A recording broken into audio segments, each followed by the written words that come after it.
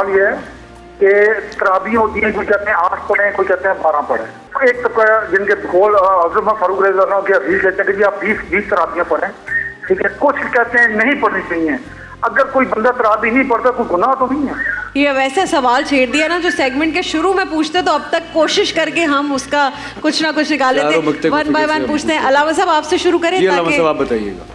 مجھے پوری سمجھ نہیں آئی. تراویح کچھ لوگ کہتے ہیں کہ 8 پڑھنی چاہیے، کچھ کہتے ہیں 12، کچھ کہتے ہیں نہ پڑھیں. اس میں تو میرا خیال ہے ان علماء کرام سے پوچھنا چاہیے. میں نے اس لیے میں نے کہا میں آپ سے شروع کروں. چلیں آپ فضل سبحان صاحب پھر ڈاکٹر صاحب کے پاس آتے. تراویح جو ہیں یہ سنت ہیں اور سنت مؤکدہ ہیں.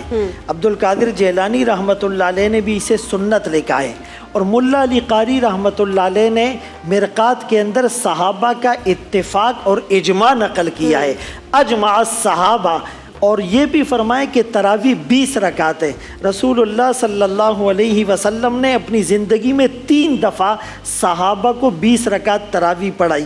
عبداللہ ابن عباس رضی اللہ عنہما فرماتے ہیں کہ ان النبی صلی اللہ علیہ وسلم یصلی الناس 20 رکعتا والوتر.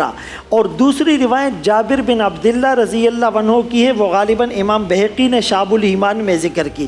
اس میں فرمایا کہ اللہ کے رسول صلی اللہ علیہ وسلم صحابہ کو 24 رکعت پڑھاتے تھے سول وطر، وطر کے علاوہ. 4 رکعت عشاء کی فرض، 20 رکعت تراویح اور 3 رکعت جو ہیں وہ وطر. اسی طرح تراویح الگ چیز ہے اور تہجد الگ چیز ہے. تہجد نص قرآنی سے ثابت ہے، وَمِنَ اللَّيْلِ فَتَہَجَّدْ بِهِ نَافِلَةً لَكَ. اور تراویح کا ثبوت احادیث مبارکہ سے آتا ہے. حضرت عمر رضی اللہ عنہ نے جب دیکھا کہ فَإِذَا النَّاسُ أَوْزَاعٌ مُتَفَرِّقُونَ، لوگ الگ الگ ٹولیوں میں پڑھ رہے تھے، کسی کو قرآن یاد تھا، کسی کو کم یاد تھا، کسی کو زیادہ یاد تھا، تو آپ نے ابی ابن کعب رضی اللہ عنہ کے اوپر صحابہ کو جمع کیا. اور ابن تیمیہ رحمۃ اللہ علیہ نے لکھا کہ قام بین المہاجرین والانصار ولم ينکرہ منکر. مہاجرین اور انصار تمام صحابہ کی موجودگی میں انہوں نے یہ عمل کیا، کسی نے نکیر نہیں کی. تو یہ اجماع امت ہو گیا جو سورہ نساء ومن یشاقق الرسول من بعد ما تبین له الهدى ویتبع غیر سبیل المؤمنین سے امام شوکانی رحمۃ اللہ علیہ نے اجماع کو نقل